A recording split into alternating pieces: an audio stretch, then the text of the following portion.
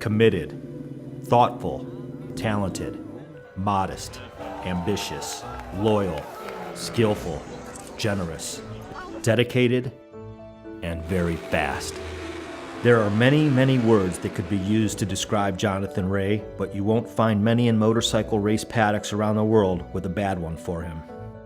After virtually running out of money to compete in schoolboy motocross, the 15-year-old from Northern Ireland replied to a 2002 newspaper ad to join a new teenage road racing program on the British mainland.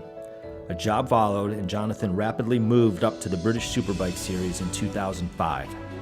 In 2009, he moved into the World Superbike Championship, the world's leading motorcycle racing series based on the production sports bikes that you can buy at your local dealer. The World Superbike Championship is one of the most competitive in the world. You're wresting a bike 165 kilos around a track.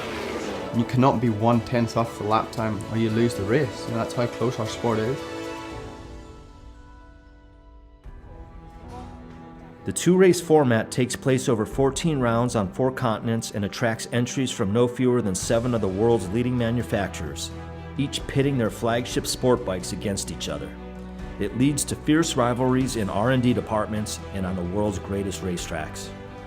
For the next 6 years, Jonathan's talent, now finally honed, delivered Superbike race wins and podiums, eventually placing the then 27-year-old third in the championship standings in 2014. But the talent demanded more. I needed a new challenge. I've been doing the same thing every single year.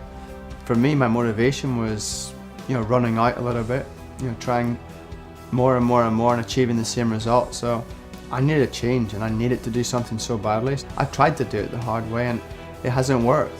There was only certain circuits you could go to, and it took different circumstances for him to be able to put it on the podium. And that was gut-wrenching to see that. Many seasoned observers had Jonathan down as one of the best, if not the best rider in the World Superbike paddock. But as he confided to those closest to him, he could never be sure how good he really was until he got one of the best bikes in the paddock. At the end of that year's World Superbike Championship, Kawasaki confirmed the partnership of Jonathan Rea and the ZX-10R for the 2015 season. They offered me a deal which was like 50% of what I had before. So of course I felt, not disrespected, but this was something new and big, and it was a big career decision.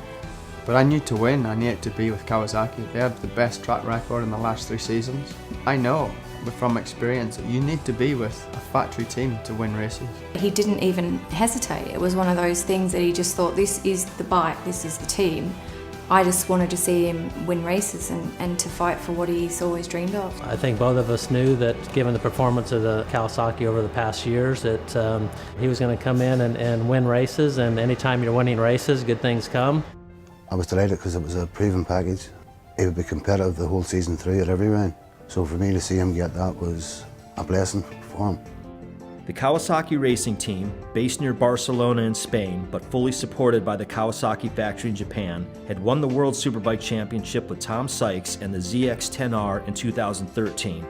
It's a tight-knit team with proven success, and was the perfect fit for the determined Northern Irishman who, it seemed, only needed the right tools to realize his undeniable talents. We already spoke several times. We knew he's one of the best of Superbike rider. But Jonathan still had some reservations. I had to come alone. I couldn't bring any crew that has been with me for years and years and years in the past, and there was quite a big change for me when I heard that Perry Reva was going to be my crew chief. And of course this was one of the points that Johnny in the beginning was thinking how will we. I knew Perry the rider, but I didn't know Perry the crew chief, and maybe I didn't give him the credit he deserves. Of course it's different to be a technician than to be a rider. This was one of the most important points, to build a good relationship between Johnny and myself. I was overwhelmed with his knowledge and how he plans out a weekend, and there's method in every idea he has. You are so consistent, really consistent, the most, with new tire, old tire. Without doubt, we have the most strong relationship rider-crew chief in the whole paddock. Jonathan's first test couldn't come soon enough, and he eventually rode the ZX-10R for the first time at Aragon in Spain in November 2014. Everybody remembers their first lap on a new bike, and mine was no different. I remember Aragon rolling out of the pits and turning in like T1, T2, T3. I thought, this bike is so easy to ride. And I got to T5 and the smile on my face, I could see it inside the helmet. I was so happy. And it was at that point, halfway around on my opening lap, I knew I could fight for the World Championship.